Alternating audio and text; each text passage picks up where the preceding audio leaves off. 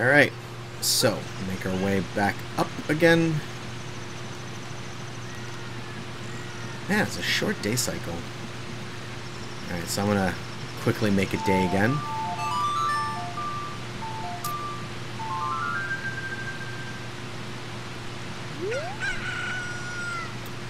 And stand on this slab, take out the ocarina again, and play Zelda's Lullaby. And observe the magic at play. Oh, look at that! Waterfall split for us, revealing a hidden entrance behind. So we can just jump across and make our way now into Zora's domain.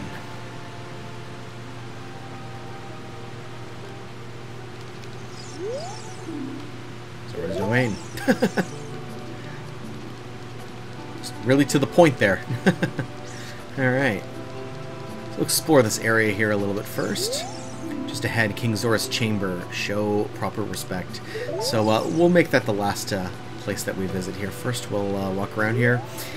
And let's see, we got some jars here. And I'm actually going to equip my Deku sticks. And you'll see why in a bit. And over here we can actually make our way into the water here. And look at this, there's a Zora here. So you can see there's sort of these amphibious creatures, right? They can live in water or exist on land as well. So we'll speak to this one here. Who are you? We are the Zoras, the proud aquatic people. So, you say you have some connection with Hyrule's royal family. Well, what do you want from us? Let's go talk to this guy over here.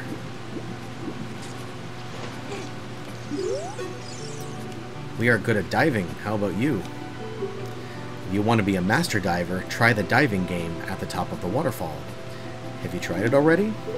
No, we haven't, but we're going to, and that's actually the thing that we needed to save some of our rupees for. So we'll get there shortly. All of the water in Hyrule flows from Zora's fountain. That water flows through Zora's river, which eventually reaches Lake Hylia to the south. Alright, we can use this ladder here to climb our way out, back to where the entrance was. And then back again the way we came. Let's go back down here again. There's still a couple other things that we can see. Here we've got a Zora shop. We have fresh fish. Ooh.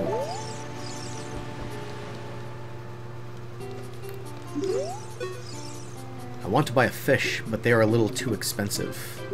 I have no choice but to catch one of the fishes that's swimming around out there. Speak. Welcome. Talk to the owner. If you want to buy fish, you need a container to put them in. Let's see what his wares are. Whoa, Zora tunic, 300 rupees. A tunic made by Zora's, adult size, prevents you from drowning underwater. Wow, well that sounds really handy. But not only will it not fit a child, but it's even more rupees than it's even possible for us to carry. What's that all about? And you can also buy hearts and arrows. Potions, there's a fish, 200 rupees for a fish. Just caught and so fresh you can keep it in a bottle, and Deku nuts. Okay, so we don't need to buy anything here. We're just pointing out that it's there. And what's this guy got to tell us? Zora's fountain is the source of the river. Lord Jabu-Jabu lives in the fountain. Lord Jabu-Jabu is the patron deity of the Zoras. Princess Ruto is in charge of preparing his meals, morning and night. And you can come around here and you can see there's actually some fish swimming around here in pretty shallow water, so if you have an empty bottle, you can actually capture one. Okay.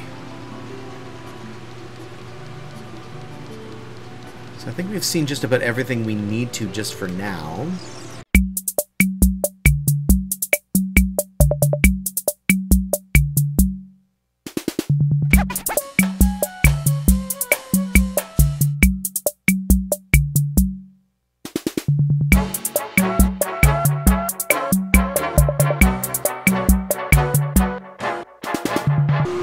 So we're going to go up and visit the king all the way at the top. And because he's the king, you remember the sign said to show the proper respect. So this is another sign here kind of outlining what that means.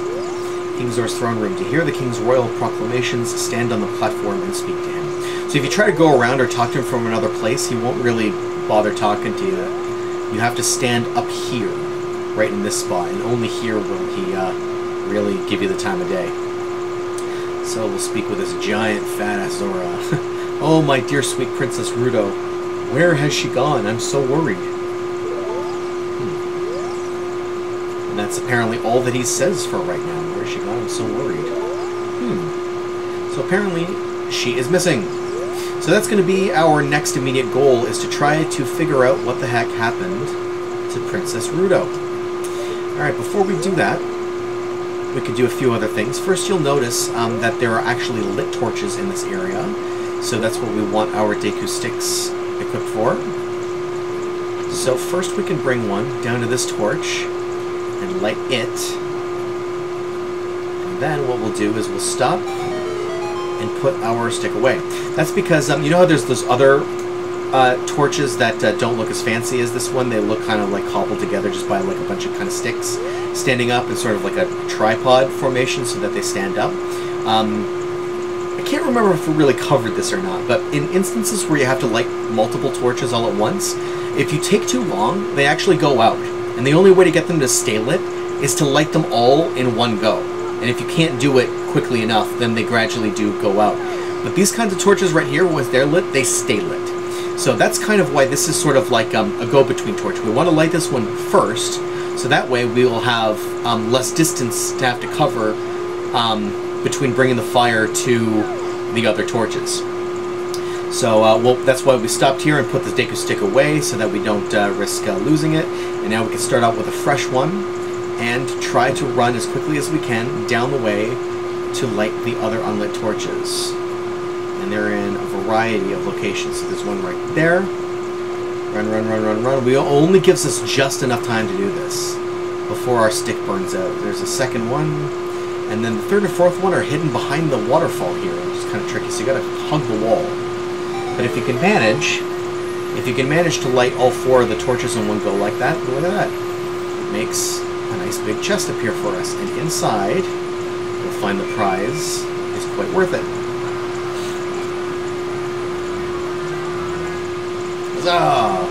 Another piece of heart. You've collected 3 pieces, just one more, and we get another heart container. Excellent.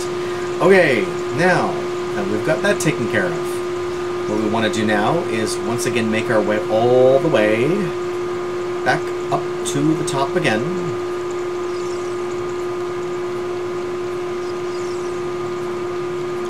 Only this time, if you were paying attention, you may have noticed that there was another little area to explore kind of off to the side here. There's a sign here. High dive practice spot. Are you confident in your diving skill? So this is where that diving game gets played from. Come around here, and now you'll find we're at the top of the huge waterfall. I don't want to accidentally step off the edge, at least not just yet. We'll speak to the Zora here. Diving game, 20 rupees. Want to play? Yes, I want to play. Okay. So pick up all the rupees I throw from here. You have only a limited amount of time. When you pick them all up, come back here. I'll give you something very nice. Alright. So Zora's going to throw these blue rupees down into the water. We got to dive down, pick them all up, and we got to do it quick. Start. Okay, so we've only got 50 seconds. Wow, what a graceful swan dive.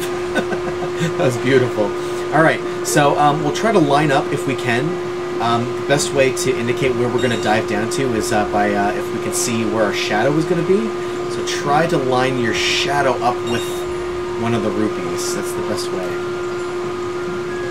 Quick about it. Again, to dive, you just press and hold down the action button.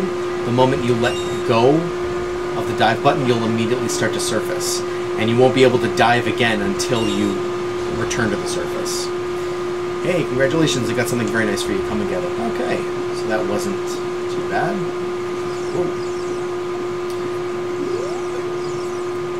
Have you seen more Jabu-Jabu? No, I have not. Oh, that's not good.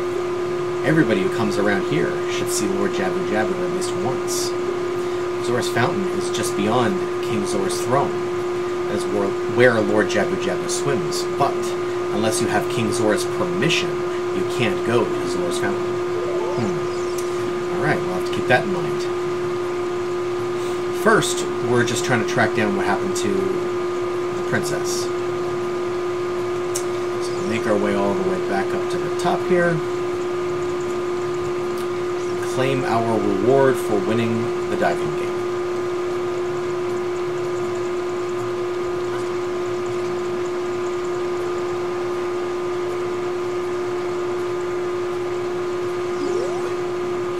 What a graceful dive. I love that the camera like goes below the surface level of the water.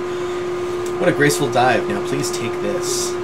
This is a scale of our kind. With this, you can dive much deeper under the water. Ooh, you got the silver scale. Jump into the water and press A. You can dive deeper than you could before. Excellent. So we check this out. Our equipment screen, look at that. Now that last fourth slot there on the left is now filled in. Silver scale, excellent. So if you were paying attention to the numbers that appear when you were diving before, when you held it down, it started at 3, and then it counted down to 2, 1, and then it forced you to surface. But now that we've got the silver scale, we can dive much deeper. I believe we can dive as deep as a value of 6, if I'm not mistaken. Just gonna get away from this guy so I don't talk to him by accident. Yeah, look at that, 6, so we can dive so deeper. And look, now that we can dive this deep, you can see it appears to be a gateway down there. And this turns out to be another portal. Remember the portal that I pointed out earlier that was just outside of the entrance here to Zora's domain at the end of Zora's River? And I explained how that was a portal to the Lost Woods. Well, as it happens, this is another portal to another area that we have never been to before. So check this out. Lake Hylia. We were just talking about this to another Zora here. Well, let's see what the Zora here has to say. I'm a Zora. Have you seen anything strange in the lake? The river carries many things into this lake. Huh. So, as it happens, there's actually quite a few things that we can do here in the lake, but we're not going to do them just yet. We're going to return to this area later at another time and really tackle this area proper. But for now, we're just here for a single purpose, and that is over here. You can see, Navi is pointing out something of interest here. What's that?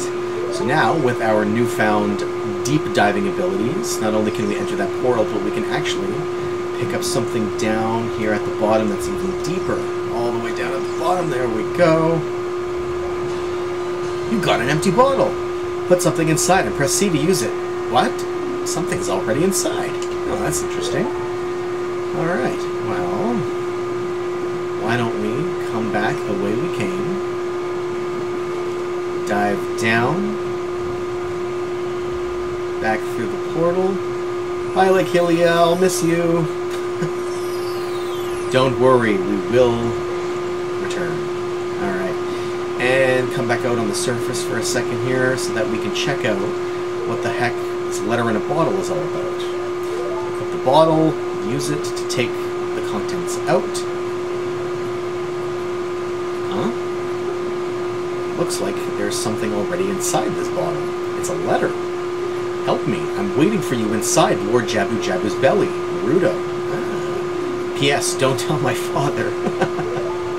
Yeah, well, guess what we're about to do? Just that. You's in trouble. Alright, so we gotta go and show the letter to the king. To let him know what happened to his daughter. And then we can progress from there. Stand up on the pedestal and we'll target him. And then use the bottle. Oh, this letter. It's from Princess Ruto. Let's see. She's inside Lord Jabu-Jabu. That's not possible. Our guardian god, Lord Jabu-Jabu, would never eat my dear Princess Ruto. But since that stranger Ganondorf came here, Lord Jabu-Jabu has been a little green around the gills. The evidence seems clear. Of course, you'll go find Ruto. You can pass through here to the altar of Lord Jabu-Jabu. I'll keep this letter. You keep the bottle it was in. Take it respectfully. Please find my dear Princess Ruto immediately. Zora! Oh, God.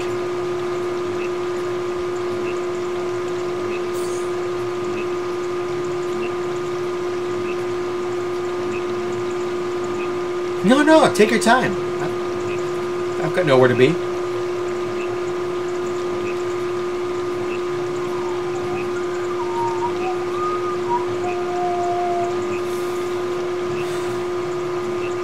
I leave the oven on? Oh, you're done. All right. All right, so before we make our way up that way, first we're going to come back down this way. Now with our newly acquired empty bottle. Handy, handy.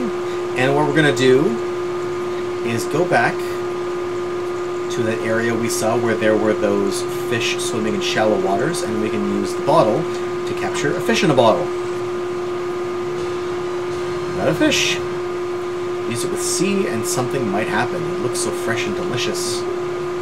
On the select item subscreen, you can set it to C and press that to use it. Yes, okay.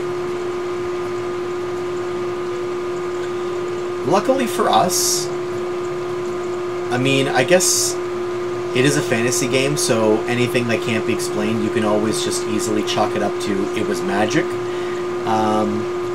But the fish doesn't actually go bad. It stays fresh for as long as we want to keep it. So that's good. So we'll now make our way into the area we couldn't pass before. Welcome, ladies and gentlemen, to Zora's Fountain. Whoa. Now that is a big fish. Now, believe it or not, this fish, this Lord Jabu-Jabu guy, actually functions as the game's third dungeon. That's actually what we picked up the fish for, because if we read the sign here at his altar, Zora's Fountain, don't disturb Lord Jabu-Jabu. Does the sign not say anywhere? I'm not sure. I thought that it gave a little bit more direct instruction. Zora's domain is that way. Yes, Navi, what would you like? It seems Princess Ruto somehow got inside Jabu-Jabu's belly. Yeah, I figured that out. Thanks for your input. Well, anyway, the idea is that we have to make an offering to him in order for him to open his mouth. So that's what the fish is for. We're not going to do that just yet, but when we're ready to, all we do is simply drop the fish in front of him on the altar, and that will get him to open up. First, what we can do, though, is swim around behind him.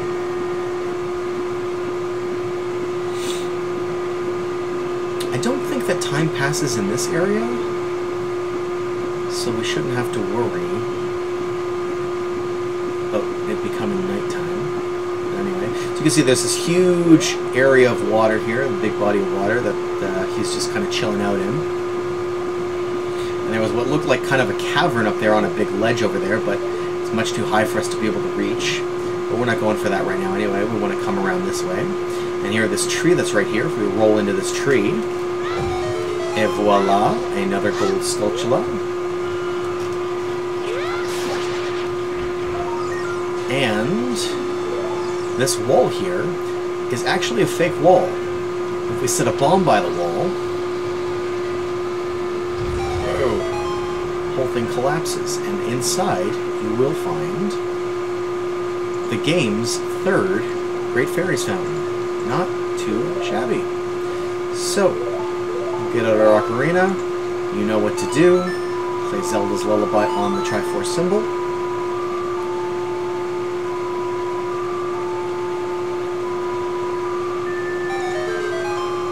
and the Great Fairy is once again summoned.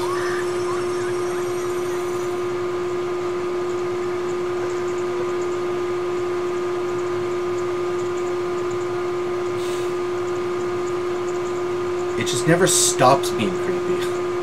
Welcome, Jordan. I'm the Great Fairy of Magic. We encountered her before already when we got Din's fire outside Hyrule Castle.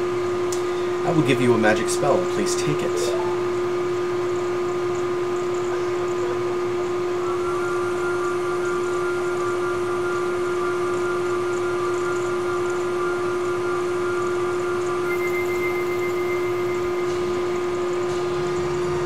You got Farore's Wind.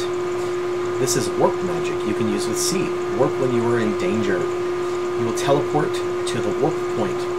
When you first use the magic, you will create a warp point. When you use the magic again, you can either dispel the warp point you created last time, or warp to that point. Remember, you can use Farore's Wind only in dungeons that have a dungeon map hidden inside, okay? When battle has made you weary, please come back to see me.